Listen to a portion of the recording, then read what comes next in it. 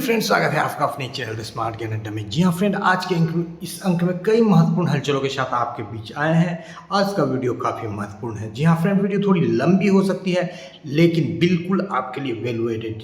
ऐसे हैं जो भी वेतन अपडेट, भुगतान अपडेट, जनवरी टू अपडेट जानेंगे, क्योंकि वेतन में जो है पूरी तरह से जो है कसमकस एक स्थिति उत्पन्न हो गई है। विशेष शिक्षकों को मिलेगा सेवा निरंतरता का लाभ, शिक्षा मंत्री ने कहा है। और अभी तक मत करे ईपीएफ का निकासी, वरना होगा बड़ा नुकसान है। Master head teacher TRE 3 transfer posting update को जानेंगे। 51 दिनों की होगी गर्मी की छुट्टी, पत्र जारी किया गया है। टीआरई 3 किस डेट से करेंगे योगदान और क्या कुछ लगेगा।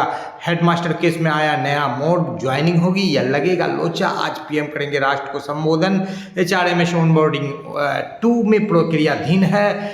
और शिक्षा जगत के विभिन्न हलचलों के साथ सीधे चलेंगे अगले स्लाइड पर और देखेंगे क्या कुछ बातें निकल कर आ रही है। और आपको बताते चले कि 31-35 पन्नों का जो है ये न्यूज़ है, इसलिए न्यूज़ पर बने रहेंगे। काफ़ी महत्वपूर्ण न्यूज़ आप बारी बारी से जानेंगे सभी पहलुओं को। जी हाँ फ्रेंड, थोड़ी लंबी जरूर हो सकती है।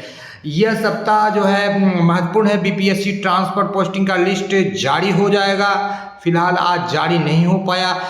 जो 10 तारीख से दिया गया था वो बात शिक्षा विभाग सही नहीं कर पाया। पुरुषों को भी मिलेगा ट्रांसफर, महिला शिक्षकों को दूरी के आधार पर ट्रांसफर। टीआरई 3 30 मई तक होगा, 15 दिनों तक चलेगा योगदान। एईडीओ यानी कि शिक्षा पदाधिकारी पे स्केल के बारे में सूचना इसी सप्ताह मिलेगी। और अब तक उम्र में छूट पर मोहर नहीं लग पाई है।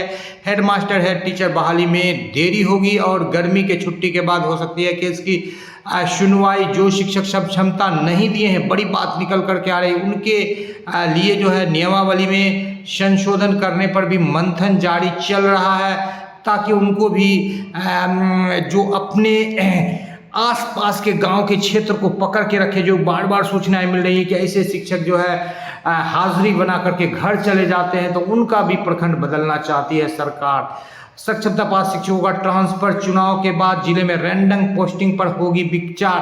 प्रधान शिक्षकों को हर माह हो रहा है 8,000 का नुकसान, कानूनी पचड़े में फंस रही है। क्या कुछ होगा देखेंगे।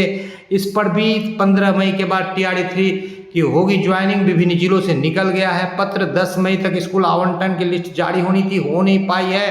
टीआरई 1-2 को देरी के आधार पर महिलाओं का ट्रांसफर होगा। 10 मई का जो लिस्ट जारी होना था वो अब 15 मई तक जारी हो सकती है और तय तारीख तक ज्वाइनिंग होगा। हेडमास्टर हेड टीचर में भी 15 मई तक अपडेट दिया जाएगा। सरकार ने जो काउंटर एफिडेविट जारी किया गया, इस बाबत जो है केस में एक नया मोड़ आएगा, उसको भी आपको बताएंगे। चलेंगे अगले स्लाइड पर और देखेंगे क्या कुछ बातें निकल करके आ रही है। विशिष्ट शिक्षकों को सेवा निरंतरता का लाभ, उच्च अधिकारियों के साथ विमर्श, ड्राफ्ट तैयार। लेकिन फिलहाल इस बात पर जो है पूरी तरह से मोहर अब तक नहीं लगी है। कई बार जो है विधानसभा से लेकर विभिन्न स्तरों तक जो है ये बातें निकल करके आती है और ये विशिष्ट शिक्षकों का वाजिब हक है और ऐसे नियोजित शिक्षकों का भी वाजिब हक है जो विरमित होकर के टीआरई 1, 2 या 3 में जा रहे हैं, अपने को प्रोन्नत कर रहे हैं। अप्रैल माह खत्म होने के 10वें दिन को शिक्षा मंत्री ने अधिकारियों के साथ बैठक किया है। सेवा निरंतरता का लाभ मिलेगा तो 31,000 से 36,000 वेतन हो जाएगा, उससे भी ज़्यादा वेतन बढ़ेगा, क्योंकि 13 इंडेक्स तक चले गए हैं नियोजित शिक्षक और सेवा निरंतरता में प्रोन्नति को छोड़ लेकर नहीं जा रहे हैं। बीपीएससी शिक्षक जो टीआरई 3 में योगदान करेंगे उनके लिए एडमिट कार्ड, काउंसलिंग, उन्मुखीकरण, प्रोविजनल नियुक्ति पत्र, पदस्थापना पत्र, अंतिम नियुक्ति पत्र, सभी शैक्षणिक प्रशैक्षणिक प्रमाण पत्र की छाया प्रति, 5 फोटो आधार कार्ड की छाया प्रति। नियोजित शिक्षक है तो सक्षम प्राधिकार से निर्गत अनापत्ति प्रमाण पत्र, विद्यालय विरमण प्रमाण पत्र, प्रधान शिक्षक से एनओसी, ये सारे और योगदान समर्थित करने के लिए प्रार्थना पत्र, और पुराने जॉब में थे तो एनओसी और वाटर मार्क वाले बीपीएससी के सभी डॉक्यूमेंट चाहिए। जी हाँ फ्रेंड, और आपको बताते चले 66/14/2025 में इंटर्न बैनर बनने हेतु मितेंदु जी ने केस फाइल करने का उपरांत न्यायाधीश ने अभिवक्ता मुकेश कुमार के द्वारा सुनवाई हेतु मेंशन कर लिया गया है। और अब जो है यहाँ पर जो है प्रधान शिक्षक केस में एक नया मोड़ आने वाला है। आपको बताते चले कक्षा 1 to 5 के लिए प्रति सप्ताह कार्यावधि 45 घंटे हैं। इस प्रकार विद्यालय प्रतिदिन 6.5 घंटे की होगी तथा पठन पाठन 4:55 चलेगी, जितने 4 घंटे 55 मिनट। लेकिन सरकार इस RTE राइट टू एजुकेशन के नियमावली से इतर 240 दिन जो है उच्च विद्यालय में और 220 दिन से ज़्यादा कक्षा यहाँ पर चलवा रही है, जो कि राइट टू एजुकेशन नियमावली है। नई शिक्षा के तहत कोर्स पढ़ाने को शिक्षक नहीं, बाजार दर से 3 रुपये कम में अंडे खा रहे हैं बच्चे। और यहाँ पर मुजफ्फरपुर में 10 बजे तक किया जाएगा। दिनांक 13 तारीख को पूर्वाह्न 10 बजे तक यहाँ पर योगदान में छूट मिली है। 13 से लेकर 30 तक योगदान करेंगे और 15 से लेकर के 30 तक कागजात के साथ उपस्थित होकर योगदान करेंगे। और 13 तारीख को जो है आवंटित प्रखंड उनको मिल जाएगा, जो भी प्रखंड उनका है कल, यानी कि तो ये एक बड़ी खबर निकल करके आ रही है। यहाँ पर जो है वैशाली से पत्र निकला है, 11 बजे तक छात्रों का पठन पाठन चलेगा। और यहाँ पर सुपौल से पत्र निकला है जिसमें ये बात कही गई है कि जो मैट्रिक की जो कंपार्टमेंटल परीक्षा है 1/5 से लेकर के उसमें प्रतिनियुक्त कर दिया गया है शिक्षकों को, और यहाँ 1 मई से लेकर के अगले आदेश तक। और विराट कोहली जो है टेस्ट क्रिकेट से जो है रिटायरमेंट लिए हैं और 12 तारीख को रात में पटना, जहानाबाद, गया, नालंदा, अररिया, किशनगंज कुछ जिलों में हल्के या मध्यम दर्जे की बारिश और मेघ गर्जन हो सकता है। आपको बताते चले मुजफ्फरपुर जिले में भी भीषण गर्मी को देखते हुए 11:30 बजे तक छात्रों की कक्षाएं चलेगी। इस पत्र में शिक्षकों को कोई छूट नहीं मिलेगा, उनकी जो है आउट की जो काम होगा वो 12:30 पर ही होगा। और 21 तारीख से 20 तारीख तक समर कैंप का आयोजन किया जाएगा। इस समर कैंप में जो है प्रधान शिक्षक की थोड़ी बहुत भूमिका होगी, लेकिन शिक्षकों की कोई भूमिका अब तक नहीं है। ये NGO के द्वारा चलाया जाएगा और स्वयं से भी यानी कि जो भी वॉलंटियर्स है इसमें रहेंगे। TR3 में योगदान करने वाले शिक्षकों के लिए जो पत्र निकल करके आ रहा है उसमें जो कहा गया है 13 तारीख को प्राधिकृत भेजकर नियुक्ति पत्र प्राप्त कर लेंगे और 14 तारीख तक अनिवार्य रूप से उनको वितरण करेंगे, ताकि 15 से लेकर के जो है 31 तक वो अपना योगदान अपने जो है निश्चित किए गए जो संबंधित विद्यालय में कर सके। CRC का नाम और उनका मोबाइल नंबर, साथ में साथ CRC में ईमेल ID उपलब्ध कराने के लिए पत्र दिया गया है सभी हेडमास्टर का, ताकि मसाल कार्यक्रम को सुदृढ़ किया जा सके। पहलगांव हमले को लेकर के जो है वैवाहिक कार्यक्रम में जो है पटाखे छोड़ने पर रोक लगाई गई है, ड्रोन इस्तेमाल पर रोक लगाई गई है।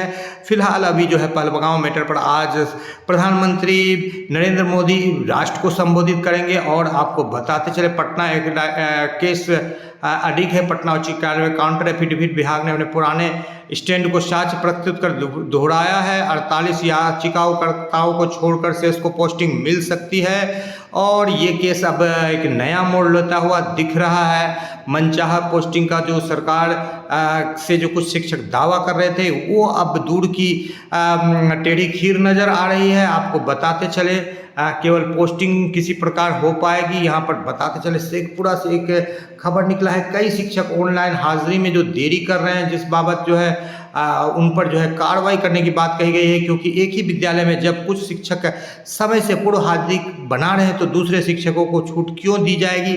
साथ ही साथ सरकार का ये कहना है जो आपको हाउस रेंट अलाउंस HRA मिलता है तो आप पोषक क्षेत्र के आसपास में ही रहने की प्रयास करें। TR3 ज्वाइनिंग को लेकर विभिन्न जिलों से पत्र निकला, 51 दिनों के लिए बंद रहेंगे स्कूल। गर्मी बढ़ी तो बढ़ाई जा सकती है छुट्टी। फिलहाल बिहार सरकार शिक्षा विभाग के द्वारा 2 जून से लेकर के 22 जून तक 20 दिनों की छुट्टी दी गई है। ये केंद्र सरकार के विद्यालय के लिए जो है 51 दिनों की छुट्टी की बात की जा रही है। यहाँ पर कैलेंडर के अनुसार सभी निश्चित तिथियों को होंगे जो है PTM यानी कि पेरेंट्स टीचर एसोसिएशन कक्षा 5 और 6 के विद्यार्थी जो है ग्रीष्मकाल में जो है समर कैंप के दौरान जो है गणित के कौशल को सीखेंगे। इस दौरान 20 मई से 20 जून तक जो है ग्रीष्म अवकाश घोषित करके एक कन्फ्यूजन क्रिएट हुआ है। एक तरफ तो केंद्र सरकार में 51 दिनों के लिए छुट्टी मिल रही है, दूसरी तरफ 1 माह का समर कैंप निकला है और तीसरी तरफ जो है 2 जून से लेकर के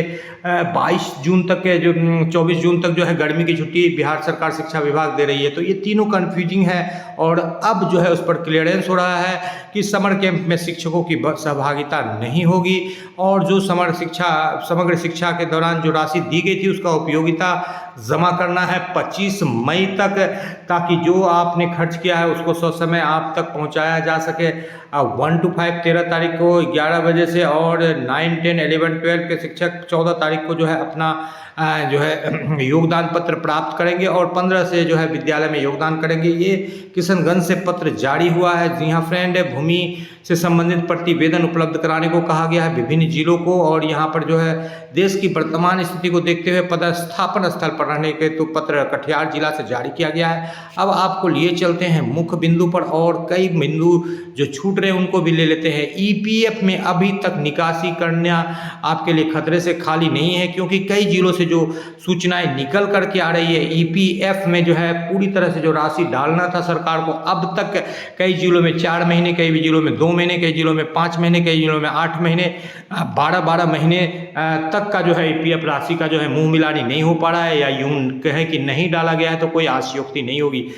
जो भी मत से आच्छादित शिक्षकों का वेतन जो डाला गया था वापस ले लिया गया है। अब तक जो है वेतन जिलों को अप्राप्त है, इसलिए राशि भी रुक गई। ऐसे मत से आच्छादित शिक्षकों का जो राशि दिया जा रहा है, तो HRMS ऑन बोर्डिंग 2 को लेकर के, यानी कि कई सारे शिक्षक जो है ऐसे से आच्छादित शिक्षक और GOB से आच्छादित शिक्षक राज्यकर्मी बने हैं, तो जो राशि का जो समायोजन है उसको लेकर के भी जो है एकाध जिले अपवाद के रूप में छोड़ दे, पटना, अरवल, तो विभिन्न जिलों में जो भुगतान की प्रक्रिया थी वो जो है 1-2 सक्षमता 1 और 2 के 2 का जो काम चल रहा है, जो HRMS ऑन बोर्डिंग का, वो तेज गति से चल रहा है और 2-4 दिनों में अंदर में हो जाएगा।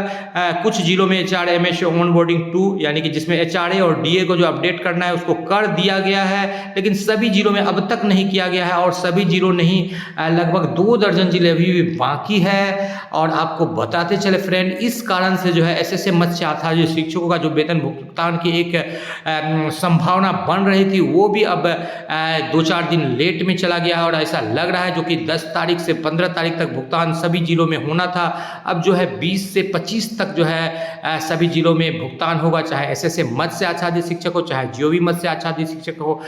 बद से बदतर स्थिति सहरसा जिले की है, जहाँ 4-5 महीने का भुगतान नहीं हुआ है। साथ ही साथ सक्षमता 1 के शिक्षकों का हो गया है, जिनका कि डाटा मिसमैच हो गया है, और 5 महीने से वो वेतन के लिए जनवरी से लेकर मई तक का अब जो है वो कर्जे में डूब रहे हैं। तो सरकार को इस ओर ध्यान देना चाहिए, और संबंधित लापरवाह पदाधिकारियों पर कड़ी कार्रवाई करनी चाहिए। 1-2 सिर्फ पत्र निकालने से किसी किरानी या किसी पदाधिकारी पर कार्रवाई का जो है बिल्कुल सटीक कार्रवाई उन पर करनी चाहिए, क्योंकि उनके कारण से ही देरी हो रही। शिक्षक एड़ी चोटी का बल लगाकर अपने वेतन के लिए लगे रहते हैं, लेकिन पदाधिकारी की लापरवाही की मदद से, कर्मी की लापरवाही की मदद से उनका जो डेटा है सही ढंग से पोस्ट नहीं हो पाता है, और कई बार जो है जानकारी के अभाव में भी शिक्षक साइबर कैफे में गलतियां कर रहे हैं। विभाग के द्वारा जो है स्पष्ट निर्देश सिर्फ दिया जाता है, लेकिन इस बाबत जो है जो ऑन बोर्डिंग का काम किया जा रहा है, BRC स्तर पर कैंप लगाकर करवाना चाहिए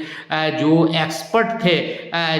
अन्यथा की स्थिति में जो है ये अब तक जो है 5 महीने, जिसमें कि 1 महीने का टाइमलाइन दिया गया था कि 7 तारीख तक जो है भुगतान हो जाएगा सभी तरह का एरियर का, लेकिन ढाक के 3 पात सरकार फिर एक बार जो है वेतन भुगतान में फैल नजर आ रही है, और शिक्षकों को जो है बिल्कुल जो है काफ़ी दयनीय स्थिति से गुजरना पड़ रहा है, कर्ज में डूब रहे हैं। इसलिए शिक्षा विभाग बिहार सरकार से द स्मार्ट ज्ञान अड्डा गुहार करती है कि जो अपना विशेष जो है शक्ति है उसका उपयोग करते हैं, शिक्षकों का भुगतान कर दें, और जो एरियर की राशि उसको बाद में दिया जाए। और इस बाबत जो है शिक्षकों को जो कम से कम जो है कर्ज में डूबने से राहत मिलेगी। जी हाँ फ्रेंड, और जल्द से जल्द GOB का भी भुगतान सभी जिलों में किया जाए। जो भी त्रुटि पूर्ण है उस त्रुटि से संबंधित कर्मी को भी उन पर भी जो है स्पष्टीकरण जरूर पूछा जाए। जी हाँ फ्रेंड, आज के अंक में इतना ही। वीडियो पसंद आ रहा है तो लाइक कर दे, चैनल पर नए हैं या आप तक सब्सक्राइब नहीं किया तो सब्सक्राइब कर लें।